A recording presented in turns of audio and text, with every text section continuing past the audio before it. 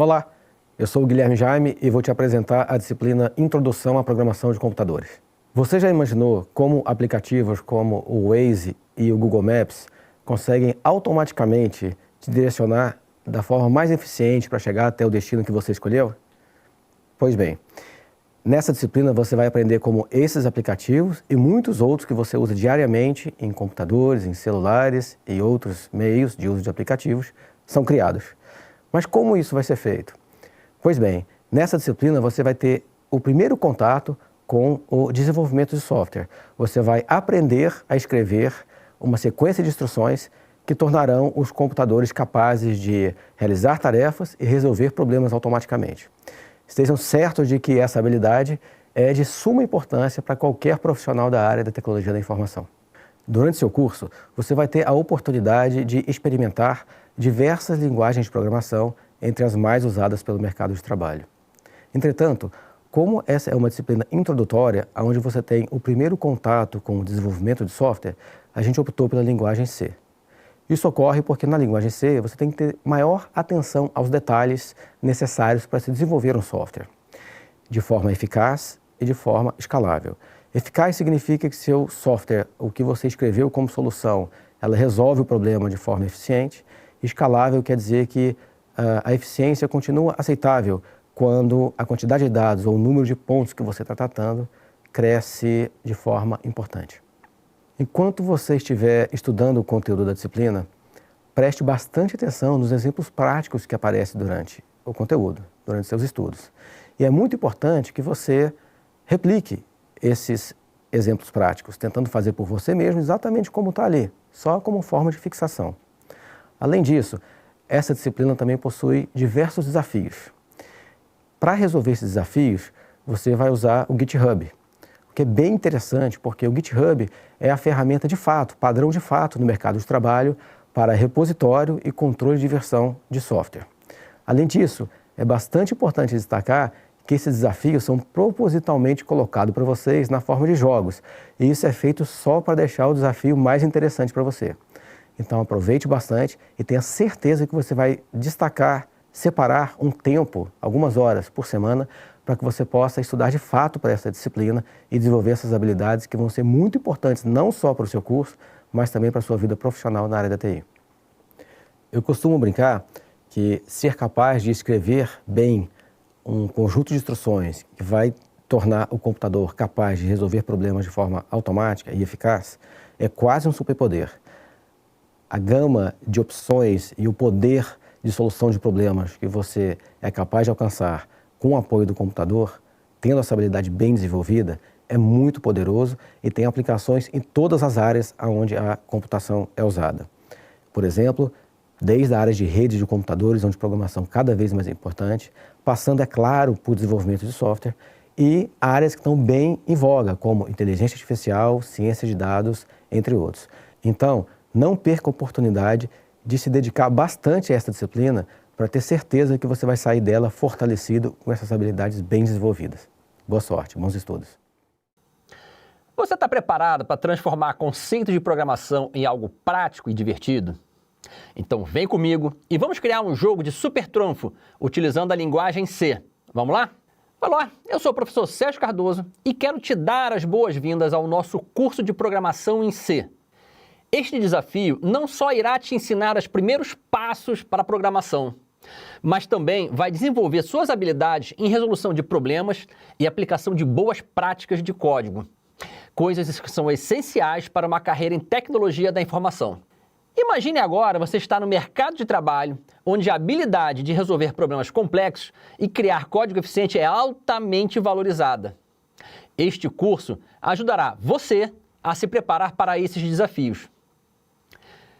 O desafio consiste em criar um jogo de super trunfo, onde você irá comparar as características de diferentes cidades. Vamos comparar uma determinada cidade, como seu tamanho, sua população, com outra cidade. E cada cidade vai ser ali uma carta daquele jogo. O primeiro passo que você vai dar na construção desse jogo vai ser criar as cartas e cadastrar as características para cada cidade que você estiver trabalhando. Com este projeto, a gente vai ajudar você a reforçar os conceitos fundamentais de programação, como trabalhar com variáveis, operadores matemáticos e relacionais e trabalhar também com estruturas de controle. Ao final, você terá um projeto funcional que você pode, inclusive, apresentar em seu portfólio. Quais são os principais objetivos que a gente tem neste desafio?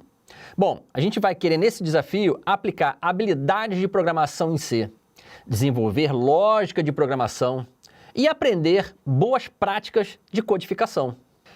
Após você dar os primeiros passos na programação, você vai ser capaz de escrever programas eficientes, organizar seu código de maneira clara e resolver problemas de maneira lógica e estruturada.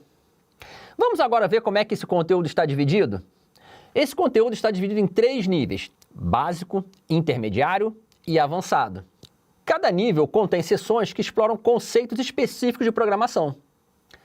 Além disso, você vai aprender como você vai fazer a entrada e saída de dados no seu programa. Vai ser aqui, no nível básico, que você vai criar o seu primeiro programa na linguagem C.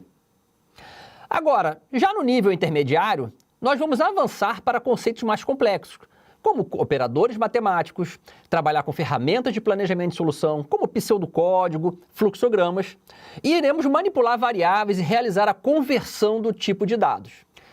E, finalmente, o nível avançado.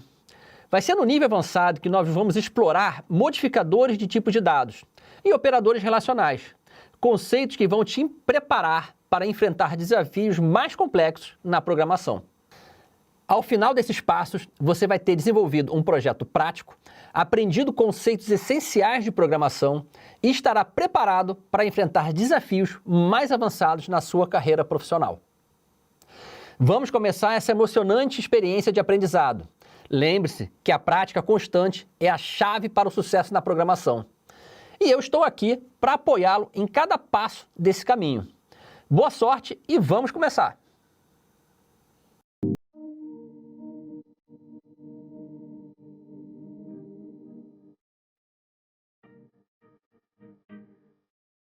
Olá, tudo bem? Pronto para você conhecer um conceito novo e muito importante no desenvolvimento de programas? Então se prepare, porque vamos explorar as estruturas de decisão na linguagem C, uma ferramenta essencial para qualquer desenvolvedor. Vamos lá? Sou o professor Sérgio Cardoso e irei te acompanhar neste conteúdo que irá tratar sobre uma estrutura de controle muito importante, que são as estruturas de decisão. Nós vamos entender como essas estruturas nos ajudam a tomar decisões em nossos programas e como podemos utilizá-las para criar lógicas mais complexas. E para tornar tudo mais prático e divertido, teremos um novo desafio. Agora o nosso desafio será desenvolver a lógica do jogo Super Trunfo. Bom, então deixa eu te mostrar como o conteúdo está organizado e vou te apresentar o que teremos em cada nível e como cada conceito se encaixa no nosso desafio. No nível básico, eu vou te apresentar o que são as estruturas de decisão e por que são importantes. Imagine que você está desenvolvendo um programa e perceba que, dependendo de uma determinada situação, de um teste, de uma condição, de alguma coisa, seu programa precisa seguir caminhos distintos. É aqui que as estruturas de decisão entram em cena. Elas permitem que seus programas sigam diferentes caminhos de execução, dependendo das condições que você deve definir. Ou seja, seu programa terá fluxos distintos de acordo com os testes de condições que serão realizadas na sua linguagem. Eu vou começar a apresentar o conteúdo para vocês com as estruturas de decisões simples, que executam blocos de código apenas se determinada condição for verdadeira. Neste momento, você verá como usar o comando if para tomar decisões baseadas em condições simples. Vamos explorar exemplos práticos para entender melhor como essas decisões são feitas e como o programa reage a diferentes entradas. Depois, nós vamos falar sobre as estruturas de decisão compostas. Nesse ponto, você aprenderá a usar o if-else para tornar decisões mais complexas. Essa estrutura permite que o programa escolha entre 2 blocos de código distintos, dependendo se a condição é verdadeira ou se a condição é falsa. O desafio para este nível será implementar a lógica de comparação entre as cartas no jogo Super Trunfo. O que você vai fazer? Você vai ler os atributos das cartas, vai comparar os atributos das 2 cartas e depois determinar a carta vencedora. Então, por exemplo, você vai escolher para comparar a população, você vai escolher para comparar os números de pontos turísticos e aí vai comparar com a outra carta. Aquela que tiver maior valor ela vai vencer, a menos da densidade populacional, que vai vencer aquela que tiver menos valor. E aí a primeira coisa você pode pensar o seguinte, bom, como é que eu vou fazer? Eu vou jogar sozinho? Eu vou jogar contra alguém? Eu vou jogar contra o computador? Bom, isso vai ser uma escolha que você vai ter na hora de fazer a implementação. Você vai ter a possibilidade de cadastrar 2 cartas e depois você escolher para você poder jogar. Você pode chamar algum amigo para ficar também cadastrando junto com você, mas no mesmo computador. Ou você pode jogar contra o computador. O computador ele vai poder gerar valores de forma aleatória para que você possa jogar contra o computador. E o computador jogar um número qualquer e depois você definir.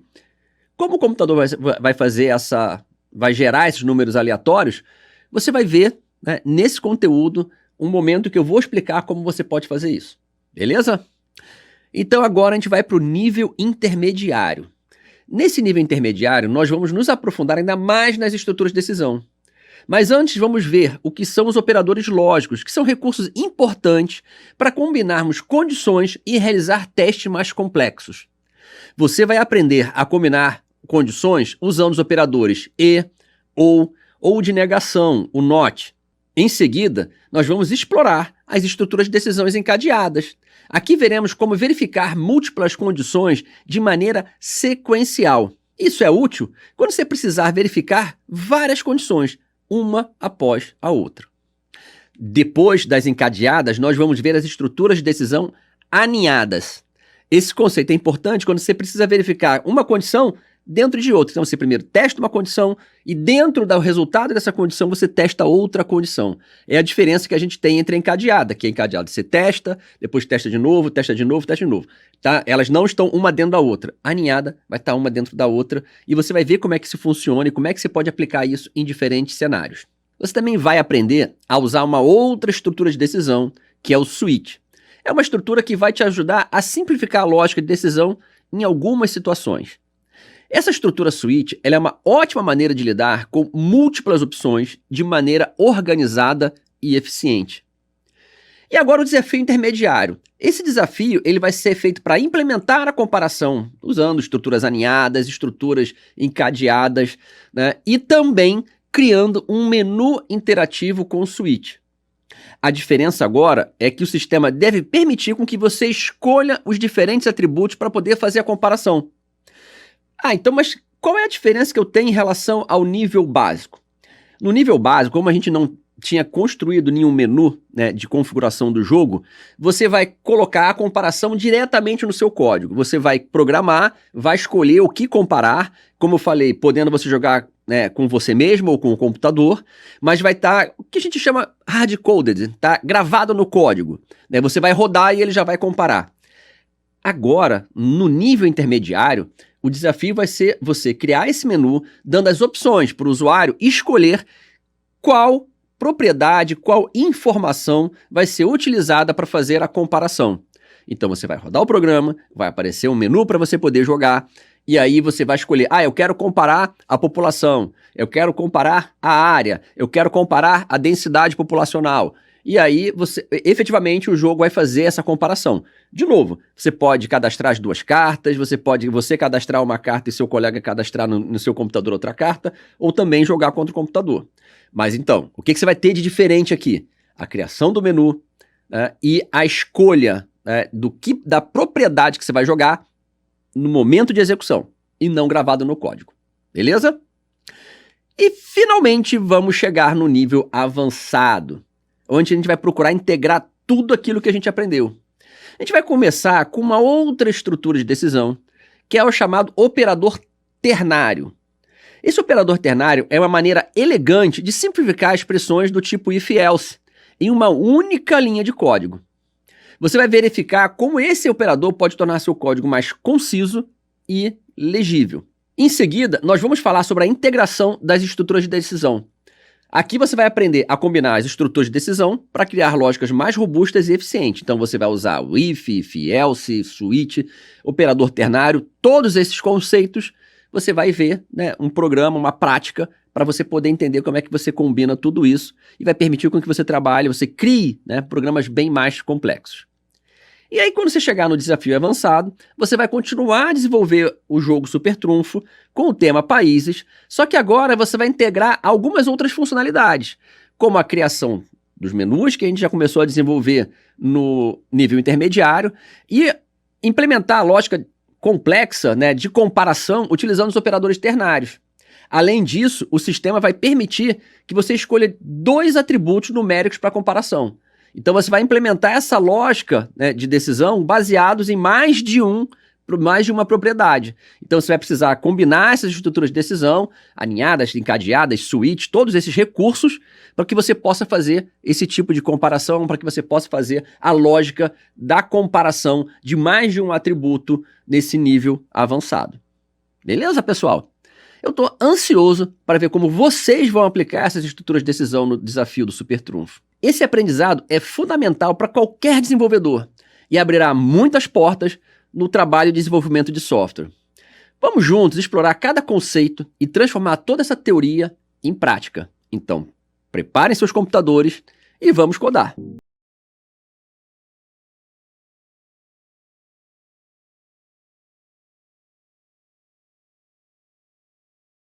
Me chamo Natan e nessa aula eu vou estar apresentando para vocês Introdução ao Conteúdo, ao nosso tema que vai ser Estruturas de Repetição. Antes de começar a abordar os temas e o que o curso vai oferecer para vocês, eu queria dar uma breve dica de como a gente vai estudar, de como se estuda estruturas de repetição. Só que esse conteúdo aqui, ele também pode ser utilizado em outras formas, em outros temas, em outros contextos. Isso é mais um guia de como estudar programação, tá? E esse guia vocês podem estar utilizando para outros temas mais interessantes a gente passar isso aqui antes de mais nada, tá? Primeira coisa, reconhecimento de padrões. É normal que na programação a gente tenha algumas estruturas e essas estruturas elas sejam uma regra. E você tem que utilizar aquela estrutura daquela forma. A gente vai ver muito isso aqui. Vocês provavelmente já viram condicionais. E essas condicionais, você sempre tem que declarar o if, abrir o parênteses, colocar a condição ali dentro, depois você abre o bloco de código. E esse reconhecimento de padrões, você reconhecer que isso tem que ser feito dessa forma, é interessante para o próximo tópico, que é você entender os conceitos por trás daquela estrutura, tá? Então você, a partir do momento que você reconhece os padrões, você absorve os padrões, mas não toma como regra, você acaba entendendo esses conceitos para você conseguir estar estudando da melhor forma, tá? Criação de algoritmos, por que eu coloco isso aqui? É ideal que você estude e que você tente fazer os seus próprios algoritmos. Ou você pegue algoritmos de exemplo, mas é importante que você tente criar alguma coisa, porque é a partir da criação que você desenvolve o pensamento computacional e que você consegue estar absorvendo e abstraindo mais essas estruturas que a gente vai estar vendo no curso, tá bom? E a experimentação, que é o essencial para mim, tá? Toda vez que vocês veem alguma coisa, é interessante que vocês explorem aquilo, que vocês experimentem coisas novas em cima desse conteúdo que está sendo passado. Então, vocês já viram lá, vou usar de novo o exemplo das condicionais. Nas condicionais, vocês vão abrir e vão usar um if. E vocês têm que explorar os tipos de condicionais, os operadores que vocês usam ali, e o que tipo de bloco de código vocês vão colocar abaixo. E essa experimentação, a partir do último tópico, que é a prática constante, vai fazer com que vocês consigam, de fato, estar absorvendo o conteúdo da melhor forma. Então, se juntar todos esses tópicos aqui, a gente vai ter vocês reconhecendo padrões, entendendo os conceitos de fato, né, do que está acontecendo, e a partir da prática, que é a mais importante de todas, vocês vão ter aquela questão da criação dos algoritmos, vocês experimentarem o código e entenderem quais são as nuances que vocês vão ter para fazer a prática constante do conteúdo, tá bom? O que a gente vai ver aqui no nosso conteúdo geral? Primeiro, a gente vai estar passando as 3 estruturas mais comuns de estrutura de repetição, tá bom? Que vai ser o for, o while e do while. Eles, propriamente ditos, eles já são o core, né? O essencial da estrutura de repetição. A gente não consegue falar de estrutura de repetição sem citar essas 3 estruturas, tá bom? E depois a gente vai ver a evolução do uso dessas estruturas. No nível intermediário, com loops aninhados, tá? E no nível avançado a gente vai ver tanto recursividade como os loops avançados. Esses loops avançados, nada mais nada menos do que a utilização do for, do while e do while, tá? De uma forma mais específica, tá? Algo que não é tão comum, mas que vai agregar na vida de vocês como profissionais e como programadores, tá? A problemática, né? Por que estrutura de repetição? Imagina que você vai criar um código, você tem que repetir uma operação matemática 50, 100 vezes. Imagina você ter que criar aquilo linha por linha 100 vezes, uma abaixo da outra. Isso não é nem um pouco interessante para a gente, também não é produtivo. Então, as estruturas de repetição, elas vêm para resolver esse problema da repetição excessiva de código e facilita a resolução de algoritmos, porque são cálculos que eles se repetem e se interagem, né, nessa repetição. E eles são exatamente a problemática que traz a essencialidade dele, né? Que eles permitem a execução repetida de instruções, então você vai definir um bloco só que vai repetir X vezes. Eles são cruciais para programas eficazes de fácil manutenção, então é importante que o seu código esteja limpo, as estruturas de repetição tornam o nosso código limpo, tornam o nosso código intuitivo, então é mais fácil para ler, para fazer a manutenção, para fazer a documentação, tá? E é fundamental, como eu já havia dito, na carreira do programador, justamente pela essencialidade que isso tem no uso, no dia a dia da programação, né? Muitas soluções, elas utilizam estruturas de repetição. E as principais aplicações, né? Os processamentos de grande volume de dados, né? Como ele repete instrução várias vezes, então ele processa também informações várias vezes, né? Execução de operações matemáticas mais complexas, então algoritmos dependem também de execuções matemáticas. E essa repetição, essas execuções de matemáticas mais complexas faz com que a gente tenha condição de criar algoritmos desde os mais simples até algoritmos que são mais avançados e que são robustos, eles são condensados e as estruturas de repetição possibilitam a existência desses algoritmos, tá bom? E complementando já, né, a criação e a utilização de algoritmos, desde os simples, como eu falei, até os avançados, esse conjunto de aplicações sempre vai trazer essa finalidade, né, de processar muita coisa, de trazer código, de trazer robustez, de trazer limpeza, facilitar a leitura, né? E os principais desafios no aprendizado, né, das estruturas de repetição, que basicamente é a compreensão da lógica. Eles podem ser um pouco desafiadores no início, tá? Na hora de entender, porque algumas estruturas elas são cadenciadas, tem que ter uma noção de hierarquia. Se você ainda programa meio bagunçado, se o código ainda não está organizado, isso é um desafio, né, nas estruturas de repetição. E um erro comum que eu sempre trago aqui é a questão do loop infinito. A gente vai ver também como a gente evita esse loop infinito, como é que a gente trabalha para não fazer ele, o que condiciona esse loop para se tornar infinito, né? Que isso é um erro, isso trava a aplicação, trava a máquina, traz diversos problemas para a gente. Então, evitar o loop infinito é uma necessidade, é uma obrigatoriedade para o programador, tá? E obrigado por assistir. Esse é o vídeo de introdução ao curso. Mais à frente, a gente vai estar explorando cada um dos tópicos que foram apresentados aqui e vocês vão estar aprendendo, vendo vídeos de prática, vendo vídeos teóricos a gente vai falar bastante sobre estruturas de repetição, tá bom? Muito obrigado por assistir. Tchau, tchau.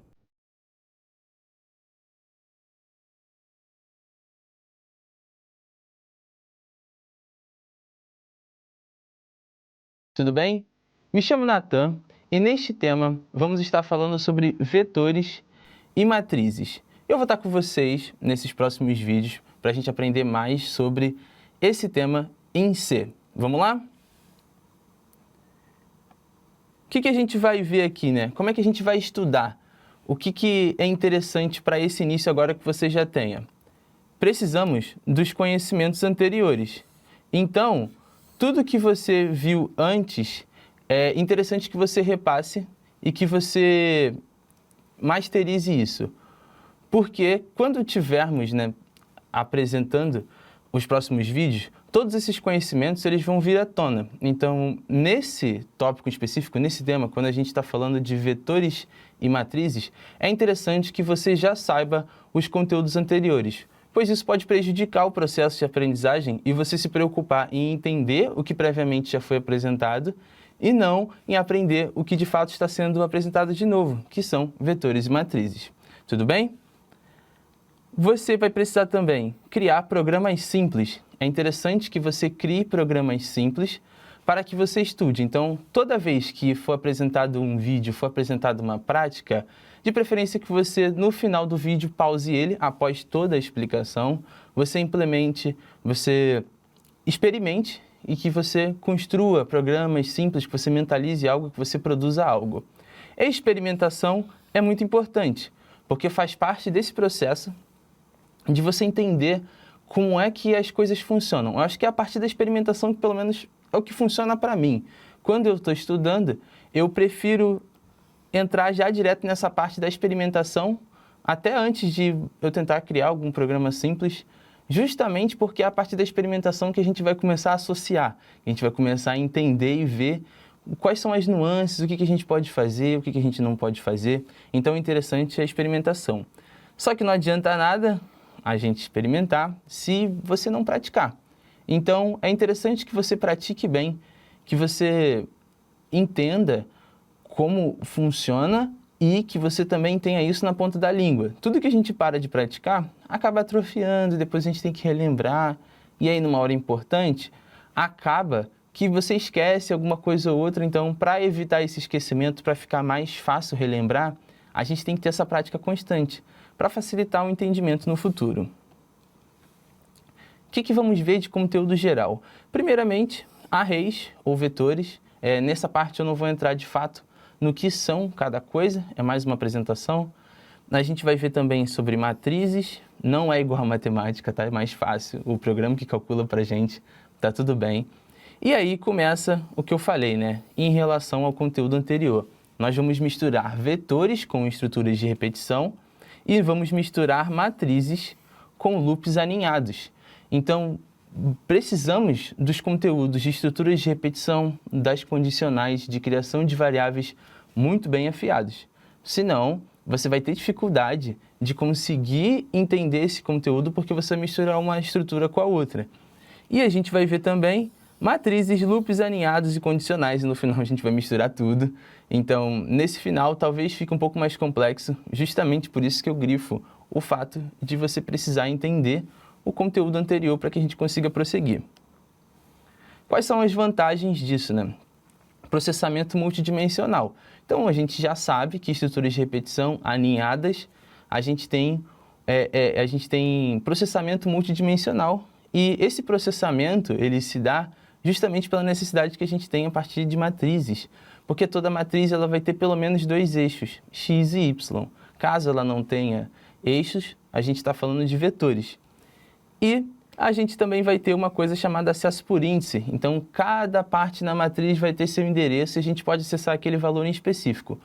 A gente vai ver isso melhor no futuro.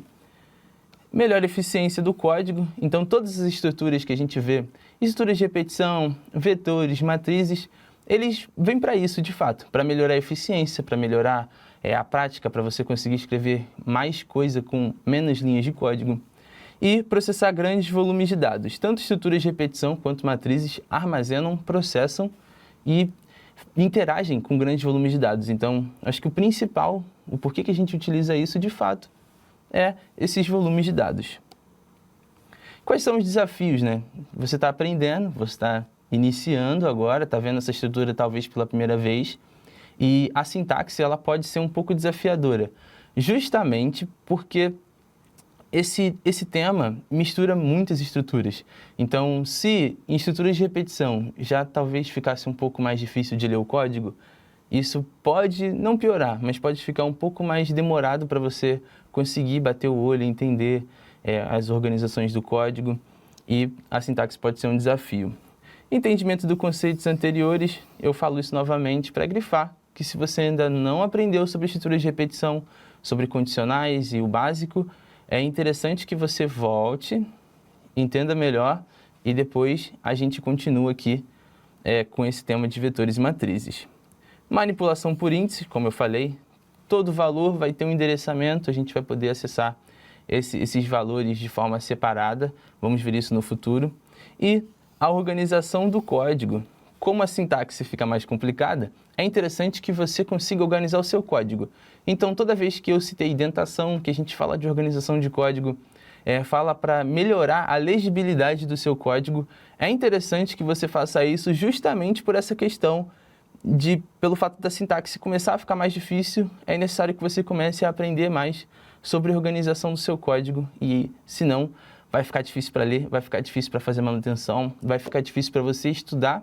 E mesmo que você faça o código hoje, você não sabe se a sua cabeça daqui a um mês vai estar tranquila e quando você ler o código, você vai olhar e falar, meu Deus, o que eu escrevi aqui porque não tem nada organizado? Então é interessante que você mantenha esses padrões de limpeza, de legibilidade do código. Muito obrigado por assistir esse vídeo. Nos vemos no próximo. Tchau, tchau.